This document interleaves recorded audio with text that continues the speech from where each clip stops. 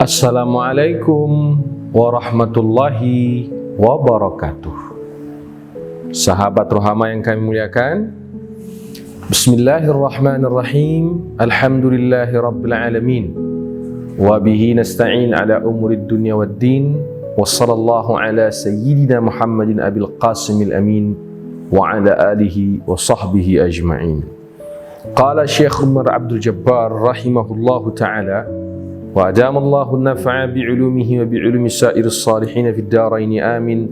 Ad-da'watu jahran. Wah, masuk kita ke fase dakwah secara terang-terangan.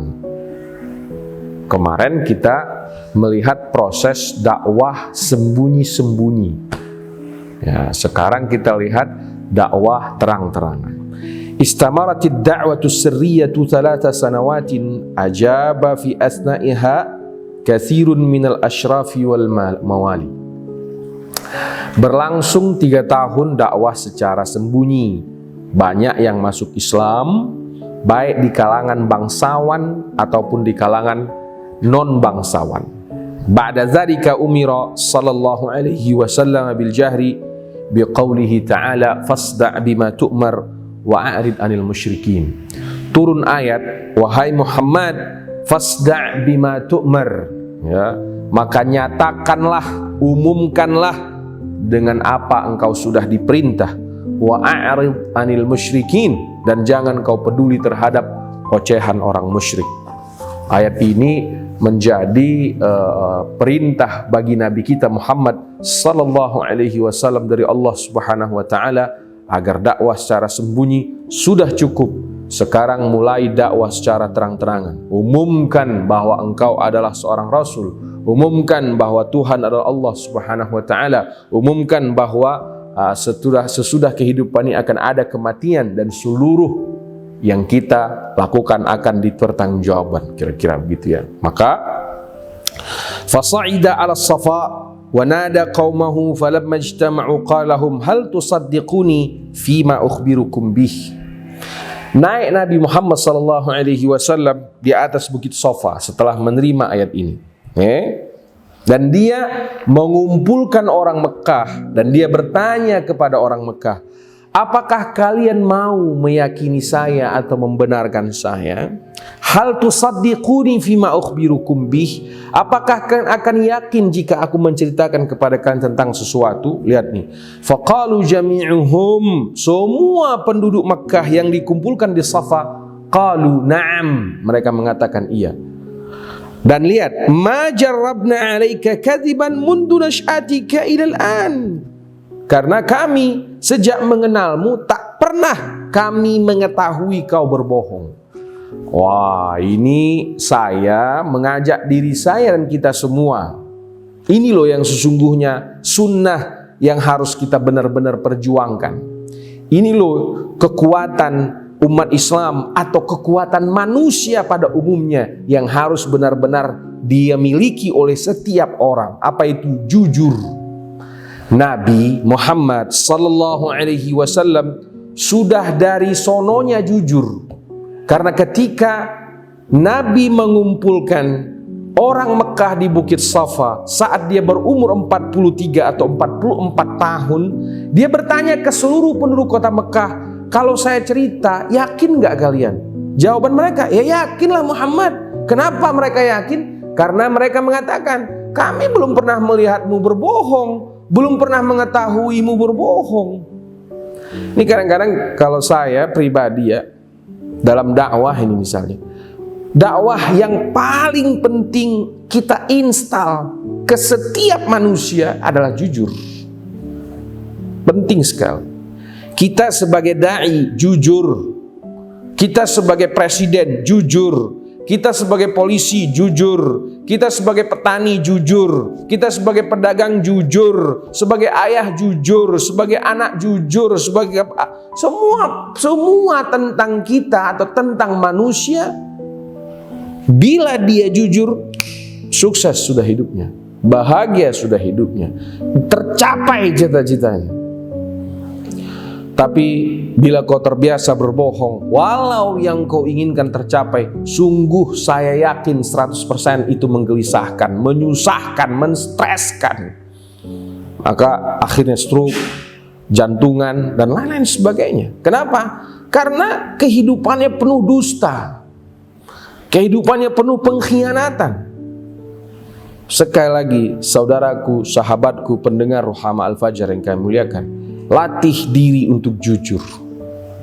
Jangan bohong. Ya. Sekecil apapun urusan, jangan berbohong. Jujur, sampaikan apa adanya. Nah, ini azimat Rasulullah SAW. Ini mukjizat Rasulullah SAW. Andai pada waktu itu sejarah Rasulullah SAW tidak dikenal sebagai orang yang jujur, berbeda cerita yang akan kita baca. Tapi lihat pengakuan orang musyrik Mekah pada waktu itu. Ma jarabna laka, ma jarabna alaika kadziban mundu nash'atika ilal an.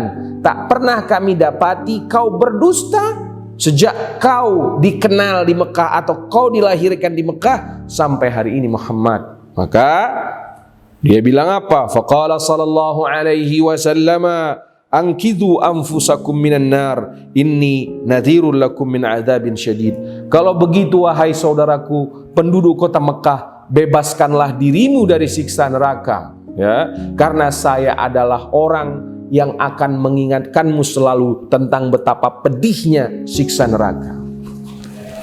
Oh, pertama kali Rasulullah Shallallahu Alaihi Wasallam menyampaikan dakwahnya, yang dia ingatkan kepada umat manusia adalah anqidhu anfusakum minan nar, bebaskan dirimu dari neraka. Wah, seperti yang pernah kita bahas di kajian-kajian sebelumnya. Bila Rasulullah Shallallahu Alaihi Wasallam berbicara neraka, jangan terlalu cepat dipahami bahwa neraka yang akan ono yang kita paling takuti. Tidak. Guru-guru kita mengatakan, hidup kita di dunia ini pun harus dijauhi dari neraka, kesengsaraan, penderitaan. Nah, maka linier atau nyambung ceritanya. Ketika kesaksian orang Mekah atas kejujuran Nabi Muhammad SAW dan pesannya Nabi Muhammad SAW adalah melepaskan diri dari neraka, karena lidah yang pembohong ini cepat masuk neraka. Lidah yang pembohong ini cepat mendapatkan penderitaan. Lidah yang pembohong ini akan mengalami stres yang berkesinambungan. Lidah yang pembohong ini akan mengalami goncangan jiwa yang tak benar-benar stabil. Wah, maka jujur langsung pesannya, anqidhu anfusakum minan nar fa inni nadhirul lakum min adzabin syadid, karena saya ini akan selalu setia mengingatkan kalian tentang jauhilah siksa yang sangat pedih. Tentu siksa neraka luar biasa, siksa kubur luar biasa, tapi lebih tersiksa lagi bila kau di dunia ini menderita karena dusta yang kau bangun yang sudah entah berantah itu. Maka hati-hati kita ya. Lihat, faqalahu ammuhu Abu Talib, Abu Lahab. Faqalahu ammuhu Abu Lahab, tabban laka ya Muhammad. Ya. Si Abu Lahab pas dengar cerita ini, kurang ajar ente, kira-kira gitu ya. Alihadza jama'atana, untuk cerita ini kah engkau kumpulkan kami? Wah, lihat. Saya ingin menyadarkan diri saya. Saya ini kadang-kadang dalam berdakwah suka mutung, suka kecewa ya. Tapi kalau kita belajar sirah Nabawi, maka tidak ada kecewa dalam dakwah. Nabi Muhammad sallallahu alaihi wasallam 40 tahun hidupnya di kota Mekah, dinilai sangat baik, dinilai al-amin, pemurah, disanjung, dipuja, dicintai, disukai, dirindukan kehadiran Nabi Muhammad SAW.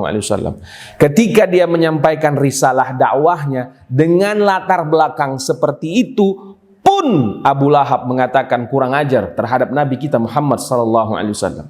Maka saya kadang-kadang kalau ditegur orang dalam berdakwah, kalau dimaki orang dalam berdakwah, kalau dicaci orang dalam berdakwah, kalau di orang yang beda pemahaman sama kita, ngenyek kita, dan banyak hal yang kita temukan dalam dakwah. Kalau saya bilang la haula la quwwata illa billah, lah, hasbiyallah ni'mal wakil, ni'mal maula wa ni'mal nasir. Apalah saya yang sejarah hidup saya sangat belum tentu bersih seperti Rasulullah sallallahu alaihi wasallam. Sejarah hidup saya tidak dipenuhi dengan al-amin. Sejarah hidup saya tak ada pemurah yang saya korbankan di tengah-tengah masyarakat. Ya apalah daya saya sehingga membuat orang tak mencaci saya, sehingga membuat orang tak memaki saya, sehingga membuat orang percaya sama saya. Enggak ada. Background saya tidak mendukung itu. Loh, ini Nabi Muhammad sallallahu alaihi wasallam punya latar belakang yang sangat mendukung agar dakwahnya diterima, pun dikatakan tabballaka ya Muhammad. Ini ya. Udah jujur, baik hati, pemurah, mau berbagi dan lain sebagainya. Ketika dakwah disampaikan, jawaban paman kandungnya sendiri adalah tabballaka ya Muhammad. Maka wahai dai, wahai yang mengaku-ngaku berjuang, tidak usah kita berlagak seperti korban orang yang berdakwah. Nggak usah kita berlagak seperti orang yang kesusahan dalam dakwah. Karena latar belakang kita sebagai dakwah memang sangat berpotensi untuk ditolak orang. Apalah yang bisa kita lakukan, ya kan? Kita dakwah ngumpulin donasi dulu, ya kan? Kita dakwah ngumpulin uang orang dulu. Kita bikin pesantren gratis, uang orang yang kita pakai. Ya kalau akhirnya kita ditolak oleh orang, cukup hasbiyallah. Karena Allah berfirman dalam Al-Quran, fa in tawallau faqul hasbiyallah. Fa in tawallau faqul hasbiyallahu la ilaha illahu alaihi tawakkaltu wa huwa rabbul arsyil azim. Jika mereka menolakmu Muhammad, jika mereka berpaling darimu Muhammad, setelah latar belakangmu yang begitu indah Muhammad, faqul hasbiyallah, maka katakan hasbiyallah, la ilaha illahu, tidak ada Tuhan selain Dia. Qul hasbiyallahu la ilaha illahu alaihi tawakkaltu, kepadanya aku berserah. Wa huwa rabbul arsyil azim, dan dialah pemilik bima sakti yang sangat hebat ini. Wah, gitu ya. Semoga kajian kita ini bermanfaat. Wabillahi taufiq wal hidayah. Assalamualaikum warahmatullahi wabarakatuh.